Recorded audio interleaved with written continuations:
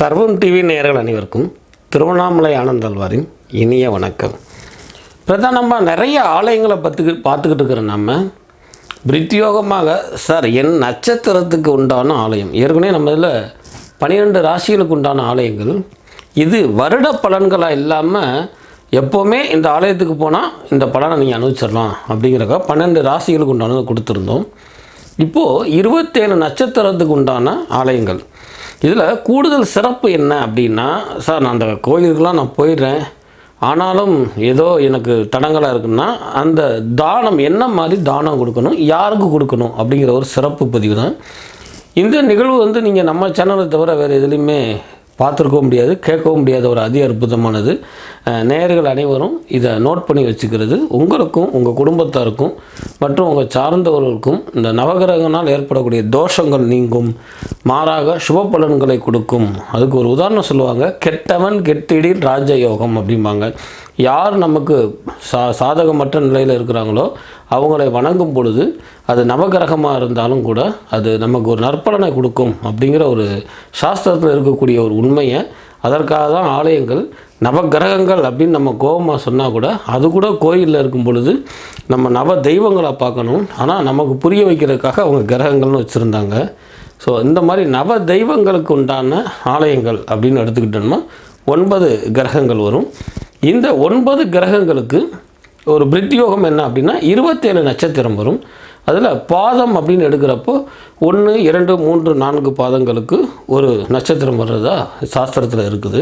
So இந்த 9 கிரகங்களும் 27 நட்சத்திரங்களில் ஐக்கியமாக இருக்கக்கூடிய தன்மையும், அது எந்த பாதமாக இருந்தாலும் எந்த ராசியில் உட்கார்ந்தாலும் அந்த நட்சத்திரத்திற்கு உண்டான ஆலயங்களை குறித்து வைத்துக் கொள்ளுங்கள். உத்திர நட்சத்திரம். சார் உத்திர நட்சத்திரம் பேரில் தான் சார் ஸ்ட்ராங்காக இருக்குது, வேறு ஒன்றும் சொல்கிறதுக்கு இல்லை. பொல்லம்பாதீர்கள், ஜொலிக்கக்கூடிய அமைப்பு உண்டு.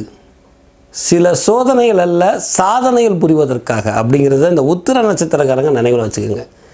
அதானே தெரிஞ்சது, அதுக்கு எதுக்கு நீங்கள் அதையும் வெற்றி பெறக்கூடிய ஒரு அமைப்பு. அற்புதமான ஆலயம் கும்பகோணத்துக்கு பக்கத்தில் இருக்கக்கூடிய சூரிய நாராயணர் கோயில் வரும்.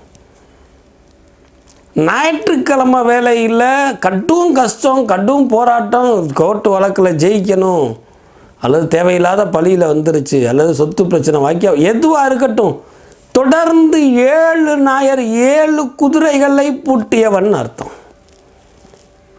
7 ஞாயிறு நீங்கள் சூரிய நாராயணருக்கு போங்க, போய் சும்மா கையெடுத்து வணங்கிட்டு வாங்க, அந்த உங்களுக்கு சப்ஜெக்டே தலையில் மாறி போயிடும். உங்களுக்கு எதிர்ப்பாக இருந்ததெல்லாம் விட்டு வெளியே ஓடிடும் கடந்து. இந்த சூரிய நாராயணரை செல்ல முடியாதவங்க என்ன செய்யலாம்? நவகிரகத்தில் இருக்கக்கூடிய சூரியனை வணங்கணும். எப்படின்னா, காலையில் தூங்கி எழுந்தோடனே மொட்டை மாடியிலையோ மாடி இல்லாதவங்க ரோட்லேயோ நின்று சூரிய பகவான் உதயகால சூரியனை வணங்குங்க. முக்கூடல் நதிகளில் உதிக்கக்கூடிய சூரியனை வணங்குங்க. ஒரு தடவை கன்னியாகுமரிக்கு போய் திருவேணி செங்கமத்தில் இருந்து உதிக்கக்கூடிய சூரிய பகவானே ஆதித்யாய நமகன்னு சொல்லி வணங்குங்க.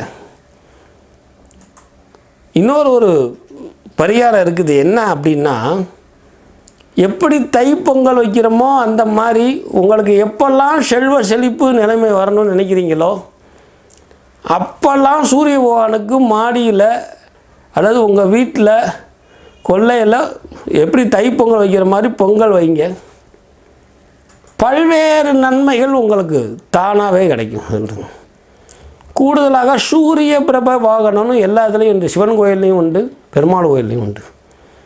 அந்த சூரிய பிரப வாகனம் உங்களுக்கு வைஷ்ணவரா சிவனுக்கு போகிறவங்கள சூரிய பிரப வாகன படத்தை வாங்கி அதற்கு பொட்டு சந்தனையும் சிகப்பு வண்ண மலர்களையும் சூடி கொண்டு வந்தால் கடன் நடைபடும், நோய் நிவர்த்தியாகும், தகப்பன் மகனுக்கு ஏற்படக்கூடிய பிரச்சனைகள் நீங்கும்.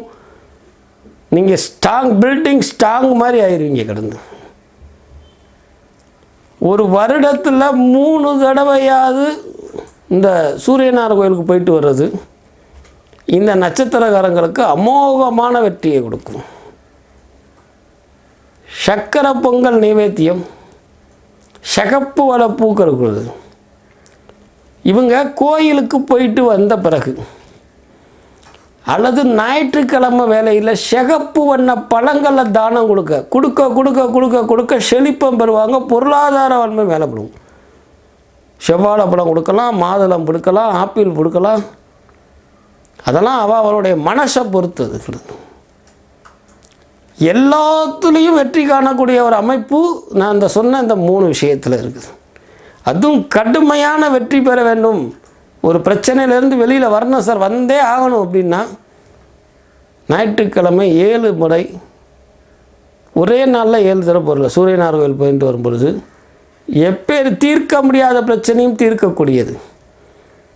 அவ்வளோ ஆற்றல் அற்புதம் மிகுந்த இந்த ஆலயம் செல்வது, சூரியனுக்கு நைவேத்தியம் பண்ணுவது, சூரிய நமஸ்காரம் பண்ணுவது. இந்த நட்சத்திரக்காரங்களுக்கு ஏதாவது சைனஸ் ப்ராப்ளம் சார், அல்லது பேக் பெயின் இருக்குது, செரிமான கோளாறு இருக்குது, எவ்வளவோ வைத்திய பிரச்சனை பார்த்துட்டேன், டெய்லி எந்திரிச்சு சூரிய நமஸ்காரம் பண்ணிக்கிட்டே வாங்க.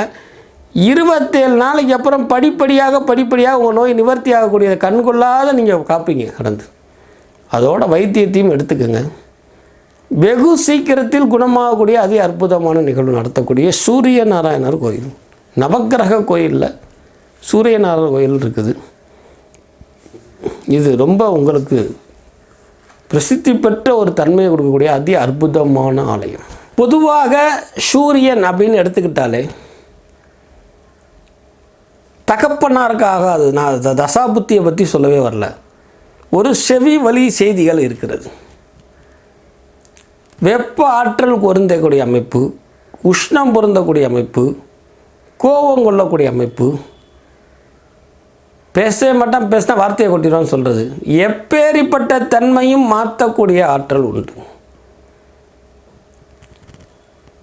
ஆலயம் செல்வது சிறப்பு. அதுக்குத்தான் ஆலயம் தொழுவார் சிறப்பு பெறுவார்னு சொல்லியிருக்காங்க.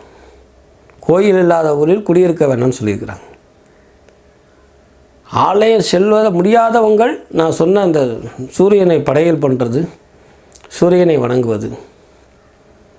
டைம் கிடைக்கும் பொழுது நான் செல்ல முடியல சார், நீங்கள் தான் பரவாயில்ல, இது போண்டால் இப்போ சரியாக வந்துடும் சொல்லாமல் ஆலயம் செல்வது உத்தேசம் சிறப்பு மேன்மை பெறும் வெற்றி காணலாம் என்பதை நன்கு நினைவில் வைத்துக் கொள்ளுங்கள்.